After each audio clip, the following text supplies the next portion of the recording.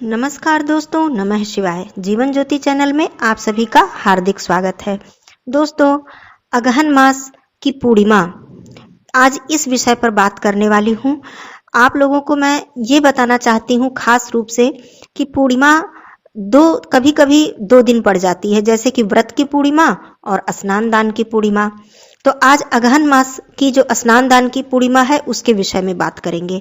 व्रत की पूर्णिमा 7 दिसंबर को रखी जाएगी और स्नान दान, कथा का श्रवण, पूजा पाठ यह 8 दिसंबर को किया जाएगा, जो कि स्नान दान की पूर्णिमा है। पूर्णिमा व्रत के बारे में दोस्तों मैं बताना चाहती हूँ कि जो भी भाई बहन यह व्रत रखते हैं पूर्णिमा का, प्रत्येक माह का या वर्ष में 1, 2, 4 पूर्णिमा ही रखते हैं, तो जो व्रत रखा जाता है वह हमेशा रात्रि व्यापिनी पूर्णिमा में ही व्रत रखा जाता है। जब पूर्णिमा रात्रि व्यापिनी होगी जो तिथि, उसमें व्रत रखा जाएगा। और जो उदया तिथि होती है उसमें स्नान दान, विशेषकर सत्यनारायण भगवान की कथा का श्रवण करना, इन सब चीजों का बहुत ही महत्व होता है। कभी कभी तो ये दोनों एक ही दिन पड़ जाती हैं, जिस दिन संपूर्ण पूर्णिमा हमें मिलती है, अर्थात सुबह प्रातः काल से सूर्योदय से लेकर और रात्रि तक। और नहीं तो एक दिन पहले व्रत की पूर्णिमा पड़ती है, जबकि पूरी रात्रि में पूर्णिमा मिलती है, और अगले दिन सूर्योदय में जब पूर्णिमा होती है तो वह स्नान दान की पूर्णिमा होती है। तो दोस्तों, इस विषय पर आज चर्चा करेंगे। यदि चैनल पे नए हैं तो चैनल को जरूर सब्सक्राइब कर लीजिएगा। वीडियो आपको उपयोगी लगता है तो लाइक और शेयर भी कीजिएगा। कमेंट बॉक्स में नमः शिवाय जरूर लिखिएगा। आइए दोस्तों, बात करती हूँ 8 दिसंबर की। जैसा कि आप सभी लोग जानते हैं कि 7 दिसंबर को जो भाई बहन व्रत रखना चाहते हैं वो व्रत रखेंगे, और 8 दिसंबर को अगहन मास की पूर्णिमा का स्नान दान का विशेष महत्व है, क्योंकि अगहन मास जो है वो श्री कृष्ण जी को समर्पित है। श्री कृष्ण जी जो कि विष्णु भगवान के ही रूप है, अवतार हैं, तो इस दिन माँ लक्ष्मी जी के साथ श्री हरि विष्णु भगवान जी की पूजा करने का विशेष विधान है और विशेष हमें शुभ फल की प्राप्ति होती है। तो 7 दिसंबर को व्रत रख लिया जाए। और 8 दिसंबर को हमें क्या क्या करना चाहिए? सबसे पहले तो पूर्णिमा तिथि के दिन पवित्र नदी में स्नान करने का बहुत ही ज्यादा शुभ फल मिलता है और बहुत ही ज्यादा पुण्य की प्राप्ति हमें होती है। मान लीजिए कि संभव नहीं है नदी में स्नान करना, नजदीक नहीं है, नहीं जा सकते, तो गंगा जल पानी में डाल के अवश्य ही स्नान करें, या तो फिर अपने ऊपर गंगा जल अवश्य ही छिड़के। यह पूर्णिमा तिथि के दिन अवश्य करें। हो सके तो प्रत्येक माह की पूर्णिमा को यह करें।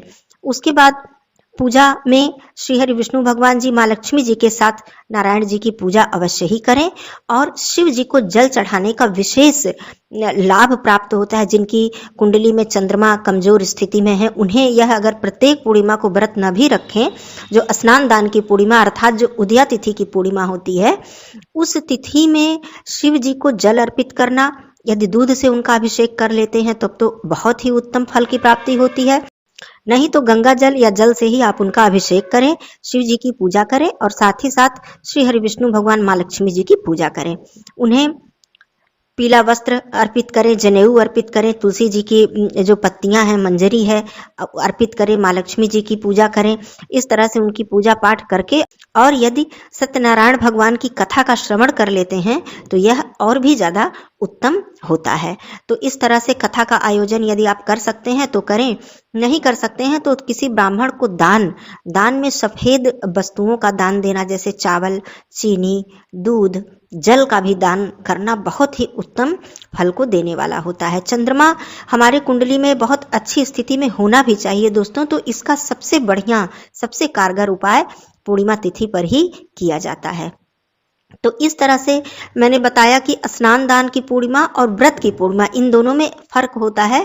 और कभी कभी ये जो एक ही समय पड़ जाती हैं कि संपूर्ण जब पूर्णिमा तिथि हमें प्राप्त होती है, तो इस तरह से एक ही दिन। लेकिन जो भी भाई बहन व्रत रखते हैं वो इस बात का वो अवश्य ही ध्यान रखें कि हमें व्रत किस तिथि में रखना है, और स्नान दान, पूजा, कथा श्रवण करने का जो विधान है वो हमें किस दिन करना है। तो दोस्तों, मैं यह स्पष्ट रूप से बताना चाहती हूँ कि यह जो सारे कार्य हैं स्नान दान का, ये 8 दिसंबर को किए जाएंगे।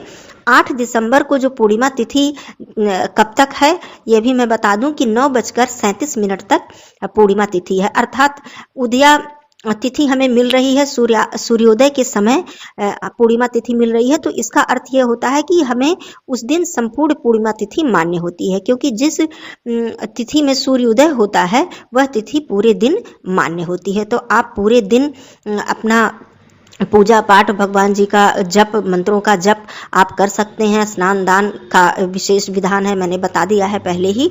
तो इस तरह से पूर्णिमा तिथि बहुत ही महत्वपूर्ण होती है और अगहन मास की पूर्णिमा तिथि का विशेष महत्व है। तो दोस्तों, आशा करती हूँ कि आप लोग इस बात को अच्छी तरह समझ गए होंगे कि पूर्णिमा तिथि में कब व्रत रखना होता है, कब स्नान दान करना होता है। वीडियो आपको उपयोगी यदि लगा हो तो इसे लाइक जरूर कीजिएगा। फिर मिलती हूँ अगले वीडियो में। तब तक के लिए दोस्तों, धन्यवाद। नमः शिवाय।